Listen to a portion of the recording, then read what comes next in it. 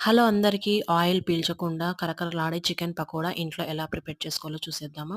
Street style. Hello అందరికీ. Oil పీల్చకుండా కరకరలాడే chicken pakoda ఇంట్లో ఎలా ప్రిపేర్ చేసుకోవాలో చూసేద్దామా? స్ట్రీట్ స్టైల్‌లో చేసేద్దాం. ముందుగా అయితే చికెన్ ముక్కలు చిన్నగా తరుక్కొని బాగా వాష్ చేసుకుందాం. ఉప్పు, పసుపు వేసి ఒక బౌల్‌లో తీసేసుకుందాం నీళ్ళన్నీ బాగా ఒంపేసి. ముందుగా అయితే చికెన్ ముక్కలు చిన్నగా తరుక్కొని బాగా వాష్ చేసుకుందాం. ఉప్పు, పసుపు వేసి ఒక బౌల్‌లో తీసేసుకుందాం నీళ్ళన్నీ బాగా ఒంపేసి.